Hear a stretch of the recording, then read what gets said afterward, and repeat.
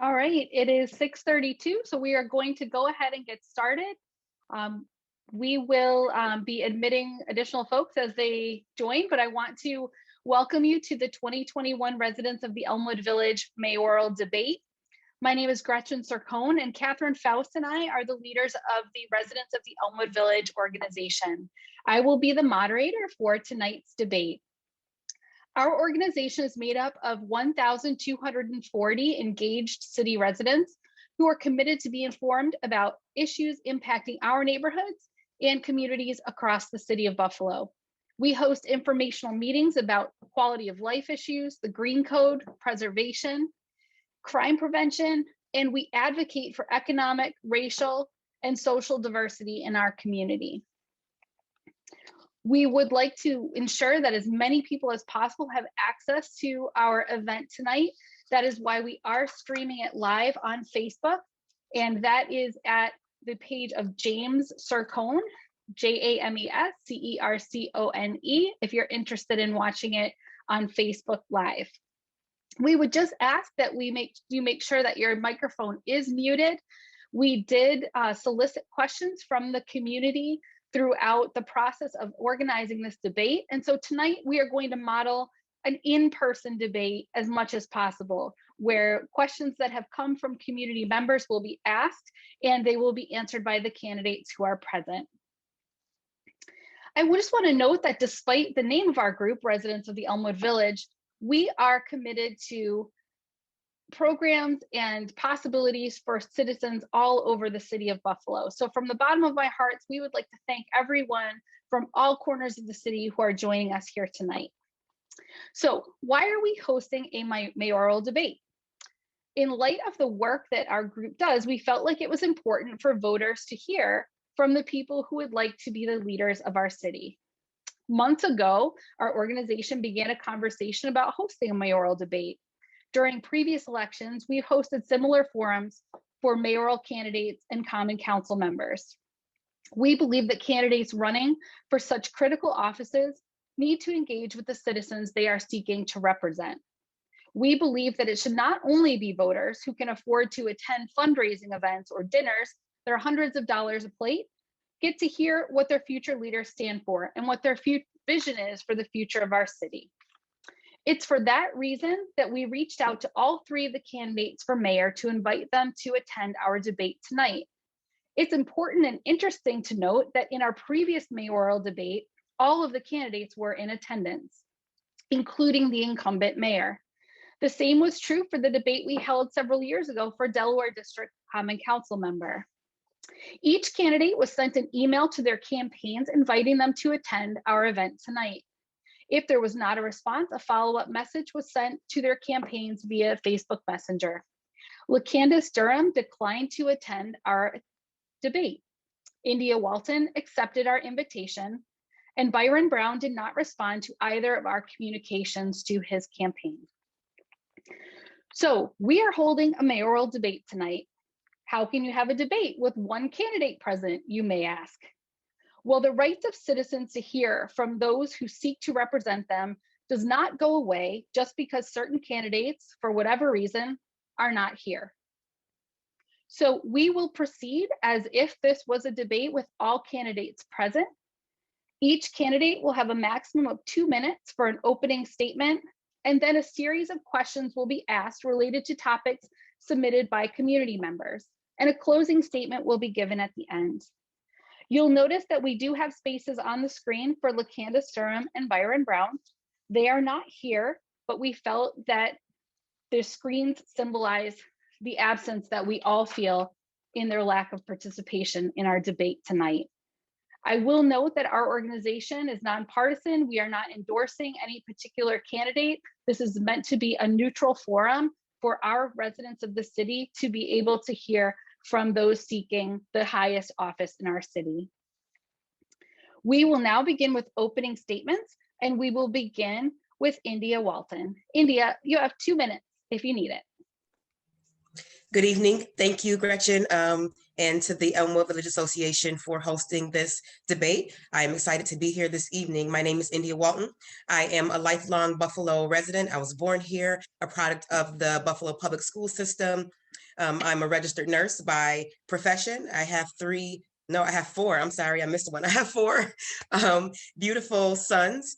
I am a community organizer, and my last position was as a former executive director and founding executive director of the Fruit Belt Community Land Trust, where I engaged in neighborhood planning and built houses in the Fruit Belt neighborhood that everyone knows under some pressures from the negative impacts of neighborhood change. So I'm just excited to hear questions and begin to outline my vision for the city of Buffalo. I am a servant of this community, have been for a very long time, and I look forward to bringing a spirit of courage, of care, and kindness, transparency, and most importantly, accessibility to City Hall.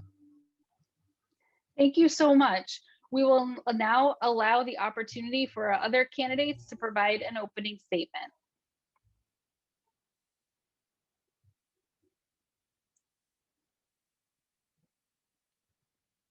Okay, since they are not here to do so, we will proceed with our questions. Our questions fall into 6 categories, and there will be 2 questions for each category.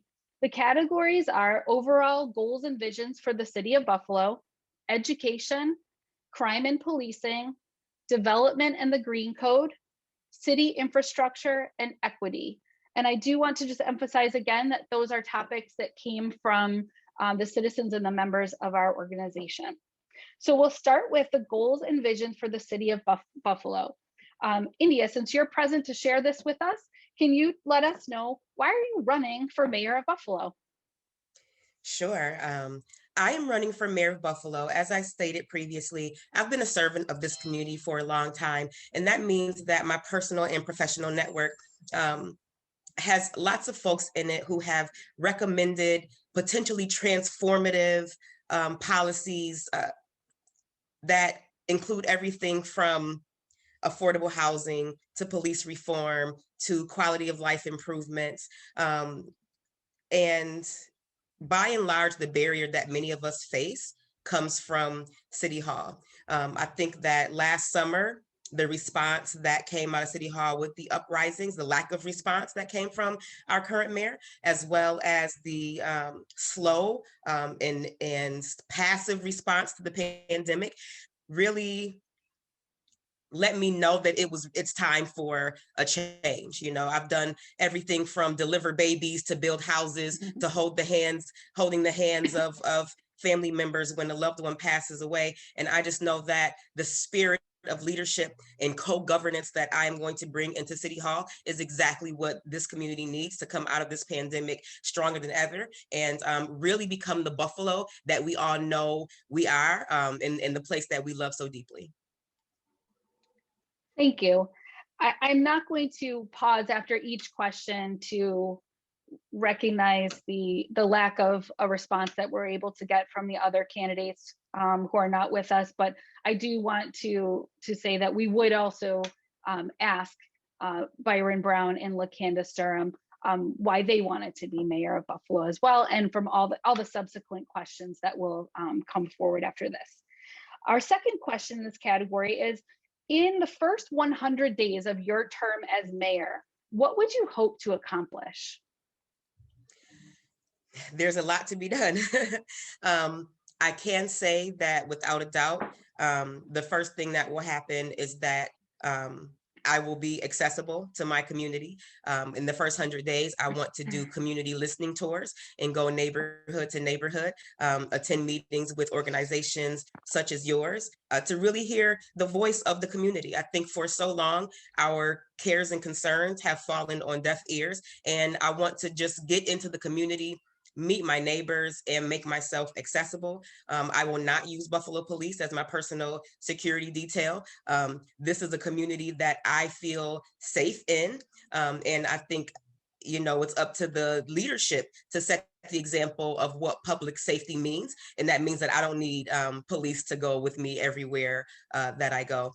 The other thing is that I want to check out the job descriptions of our appointees, of our commissioners, and work with experts to really make sure that we have comprehensive job descriptions and that anyone that I appoint to these very important positions have a proven track record of success in whichever area they're being hired for. There will not be patronage jobs in my administration. Everyone who is going to be a part of our leadership team will be there because they actually deserve it and know what they're doing, and understand that we are not leaders, we are servant leaders, and our jobs is to serve the people of the Buffalo community.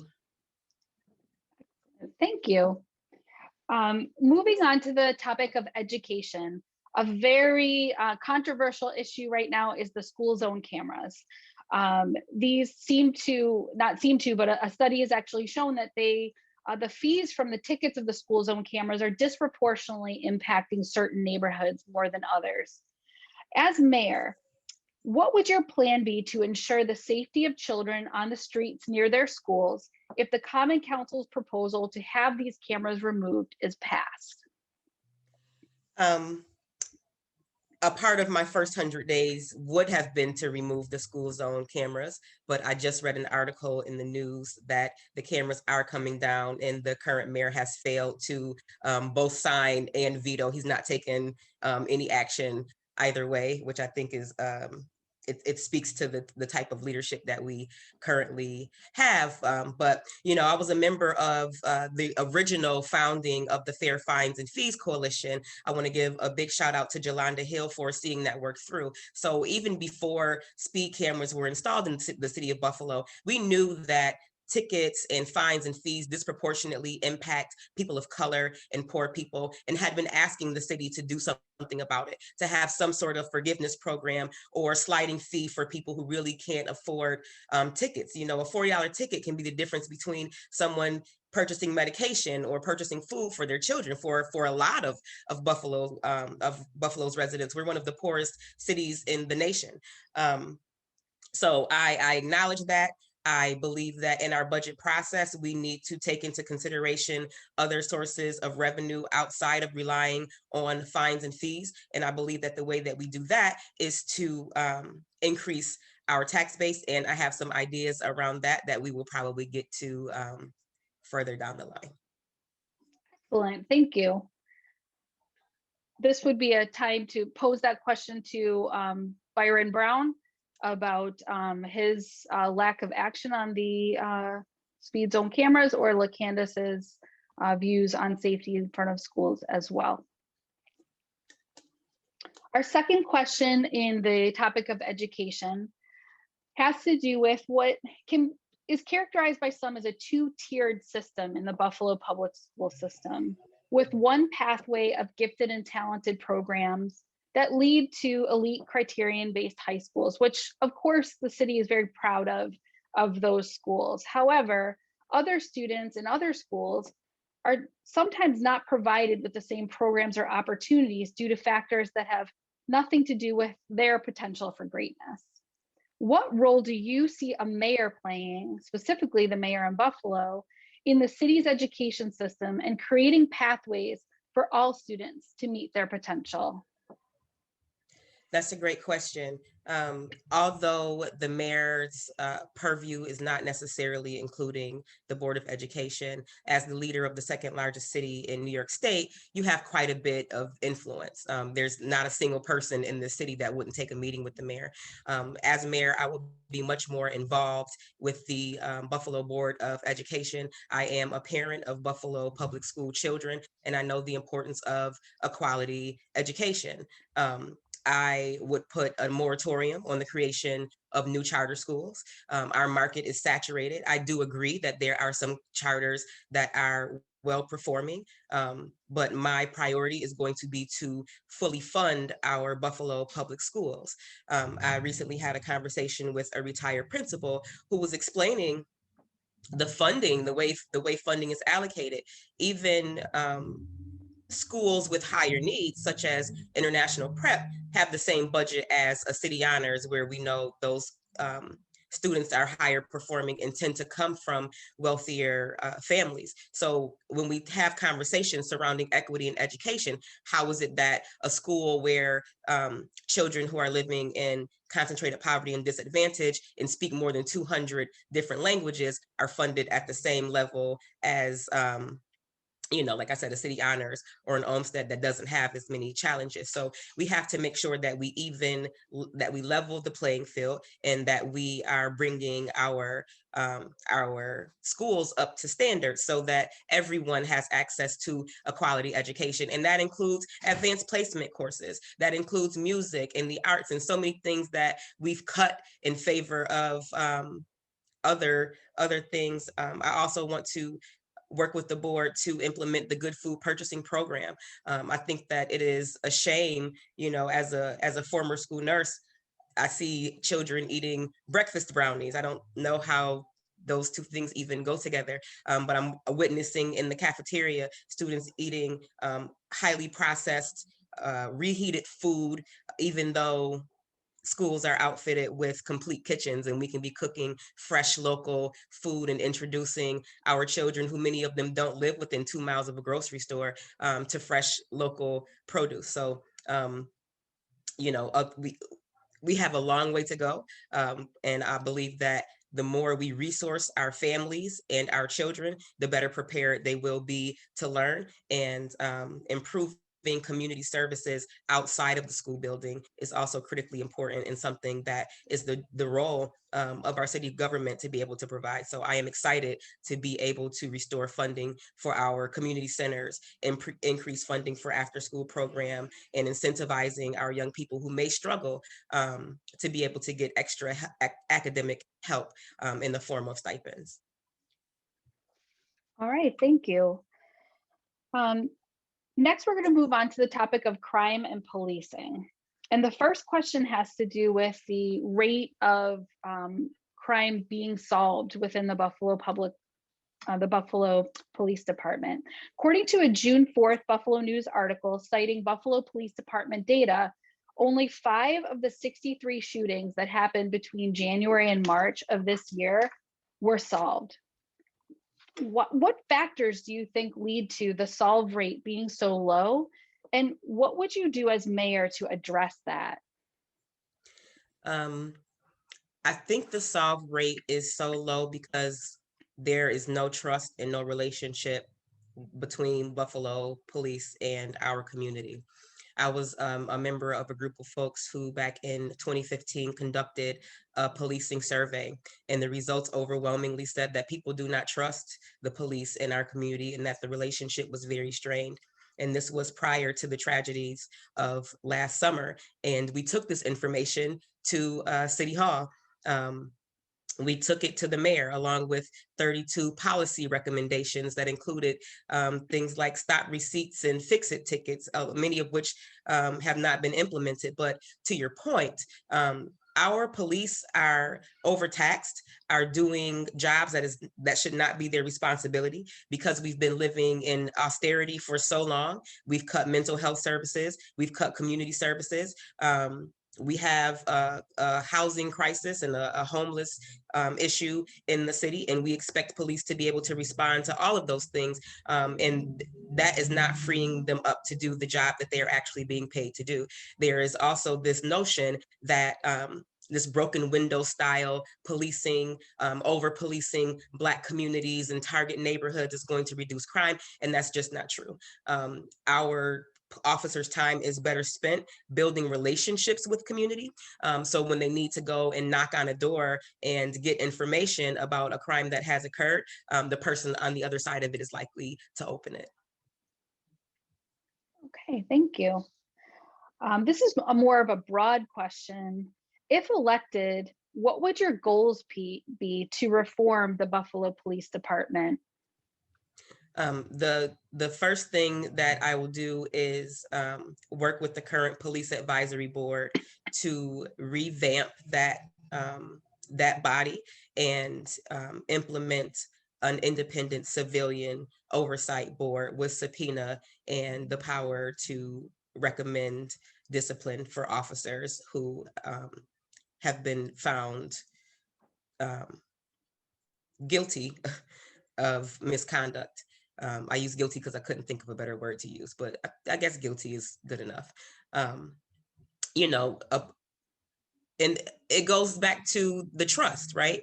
When we have accountability, when there is accountability, community knows that we'll be okay, because when officers behave outside of what is expected of them, there will be accountability. And what we've been witnessing is that police are able to do whatever they want to whomever they want. They have caused harm to people, and that is not okay. And when an officer actively causes harm to someone, they should be terminated. And I am going to be the mayor who appoints a commissioner who is going to be brave enough and strong enough to make sure that police are held accountable. Okay, thank you. Our next topic has to do with development and developers in the city and the Green Code.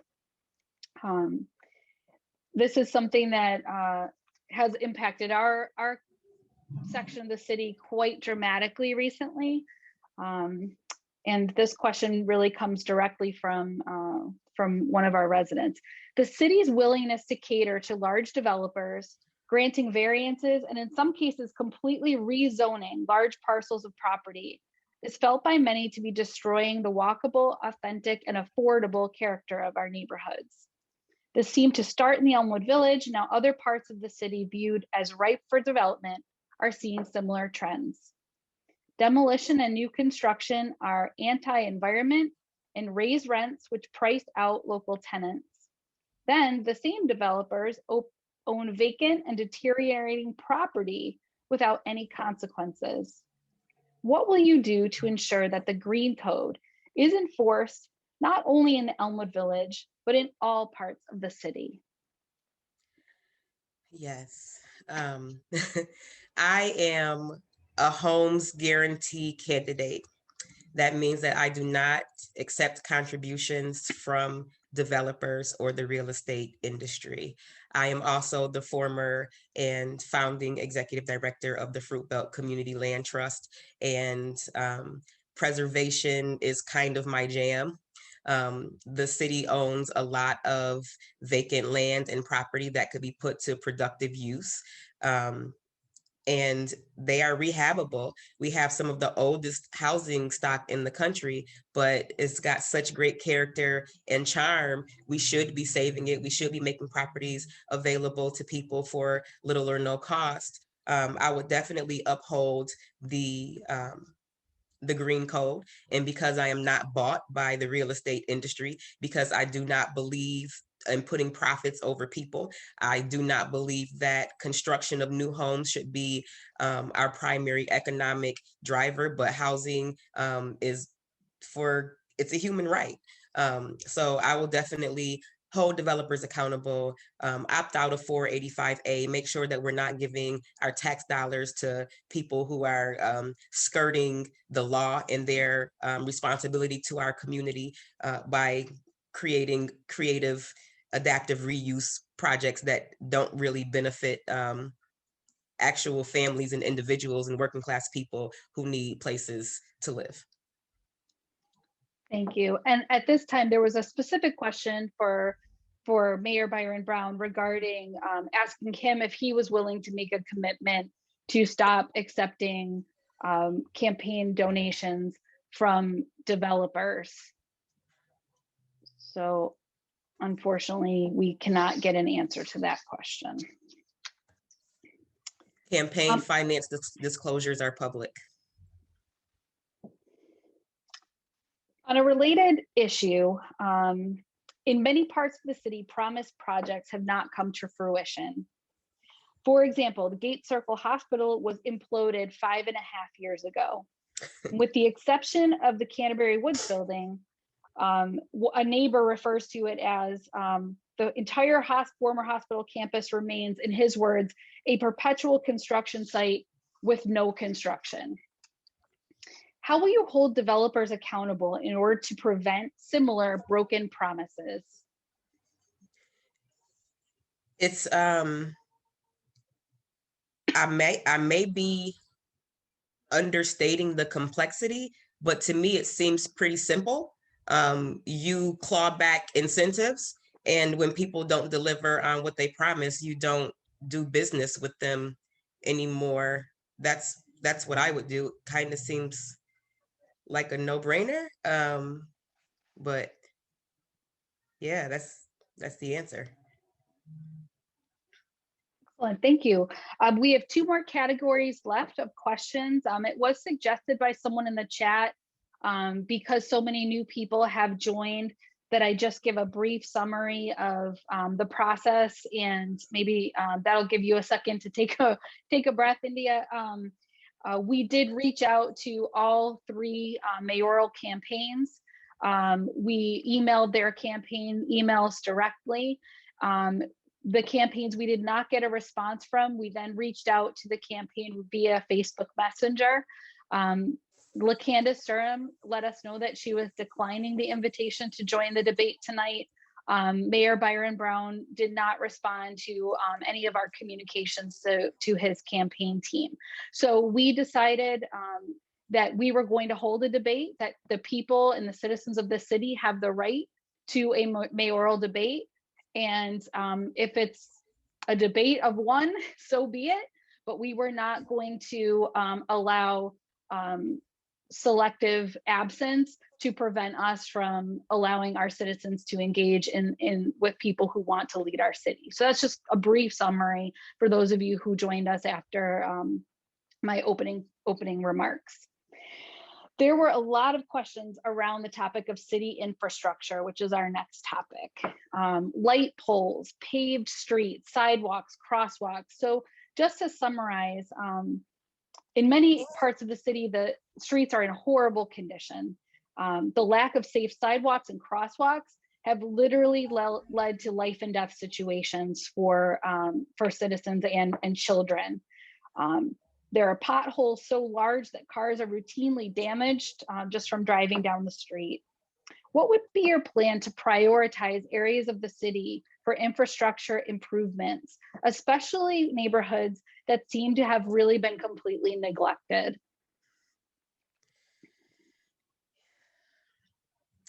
I think we should go where the need is. And I hesitate in my answer because I don't want to sound repetitive, but city services are for everyone, and it shouldn't depend on who lives on the street or who you know. Should not determine the frequency at which a street is repaved. So if your street was done last year, then you go to the bottom of the list the next year, right? The resources are definitely there. Our priorities just haven't been. So we have to fix our infrastructure. This city is not nearly as safe as it could be because we've not put investments into the right places. It's amazing that we have a speed zone camera program before we've striped crosswalks. Things that are very basic solutions that are inexpensive, like striping the streets, like narrowing streets so that we are calming traffic, and removing the debris when we trim city-owned lots, placement of trash cans, things that just make perfect sense. Just do it. We have, we have the resources to do it. There's just many areas of the city that are forgotten because no one on that street is tied to City Hall, or because there may not be a strong block club because we've had so many demolitions that sometimes you have a single house on an entire block. But we know where the problems are, because I stay in the community and on the ground and talking to real everyday people at their homes and at the grocery store. I know where the need is, and I, as mayor, am going there first. Excellent. Our next question has to do with the amount of stimulus funding that the city received as a result of the pandemic and other needs. I guess the question is, what would be your process to engage the community as those funds are disseminated to areas of greatest need? Yes, true democracy, deep democracy, and co-governance is complicated and time consuming, but it's very necessary, and it's something that I believe in very strongly.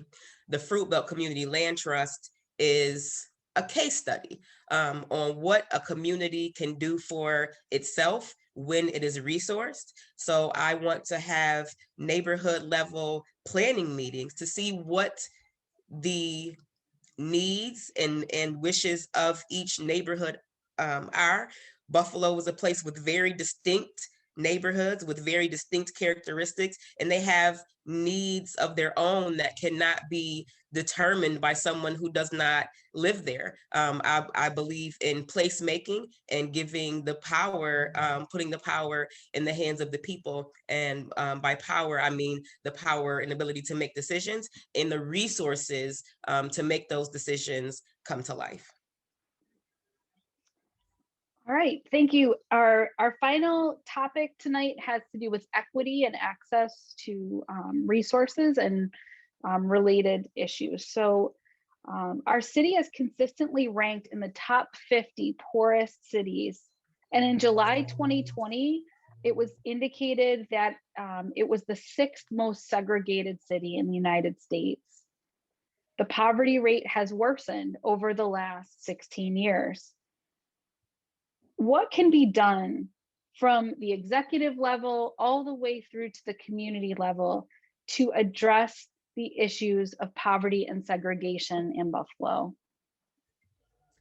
Yeah, resources, money. I admire a young man. His name is Michael Tubbs. He was the youngest mayor elected to the city of Stockton, California. And he trialed a universal minimum income program. It's actually happening all over the country. There is a group called Mayors for minimum income. But the principle is that if you give people money, extra money, no strings attached, they tend to do things that help lift them out of poverty, like get driver's licenses, childcare.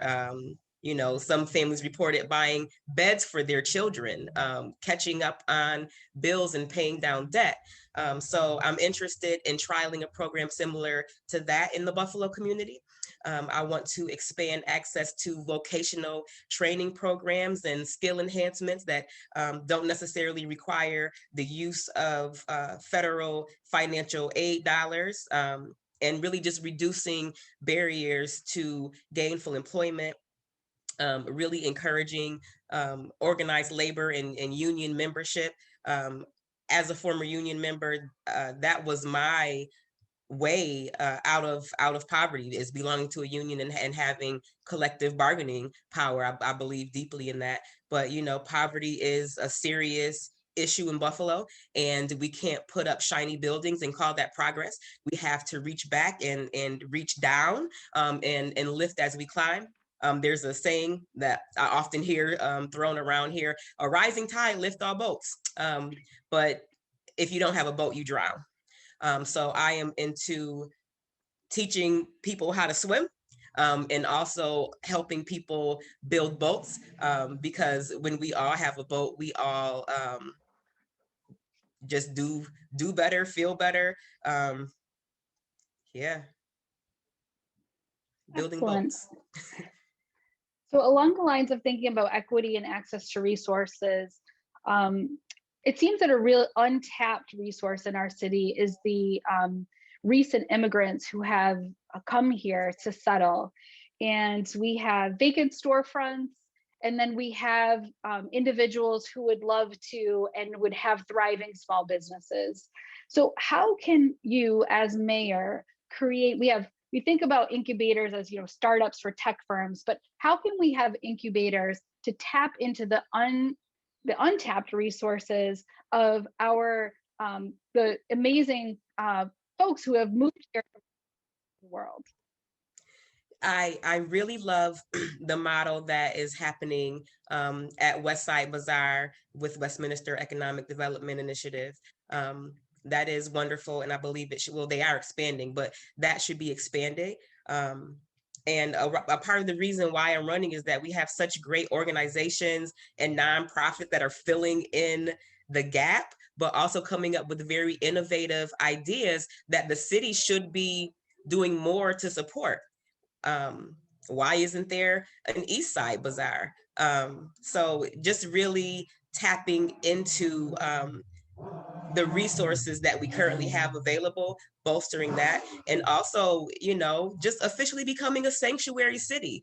Where would we be without our new Buffalonians? We've had so much population decline. I want immigrants to feel not only welcome here, but safe, and to know that we're not going to be collaborating with Border Patrol and ICE, and that we are going to do everything humanly possible to make sure that they are able to resettle, be successful, and keep Buffalo diverse and culturally vibrant and rich. Right. Thank you. The time has come now for some closing statements. And up first will be LaCandace Durham.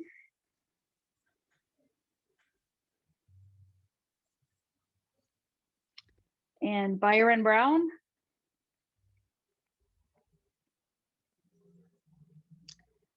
And India Walton. I just want to thank you again. Thank everyone for attending. We have a once in a lifetime opportunity.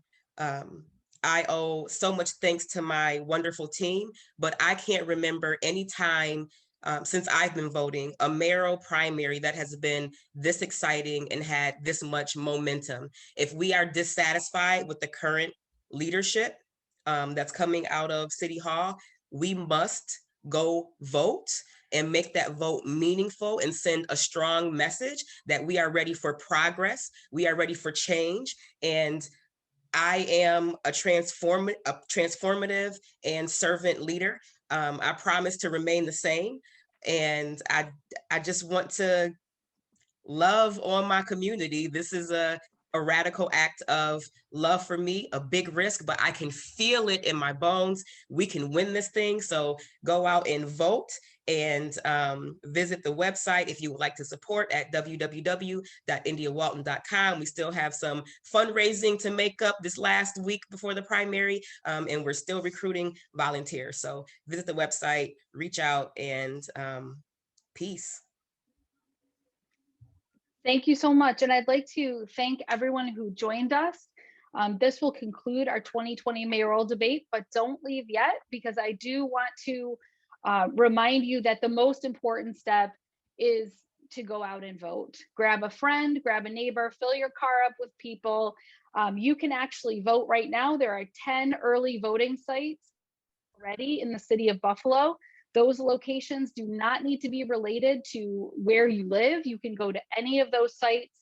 If you go to elections.erie.gov, again, that's elections.erie.gov, you will see the list of polling sites, voting sites in the city, and you can vote early. Or if you like to, you're a traditional person like me and you like to vote on election day, you can vote on June 22nd. That is the Democratic primary for the office of City of Buffalo Mayor. So thank you again. Thank you to all of our participants, and thank you to everyone who attended. Good night.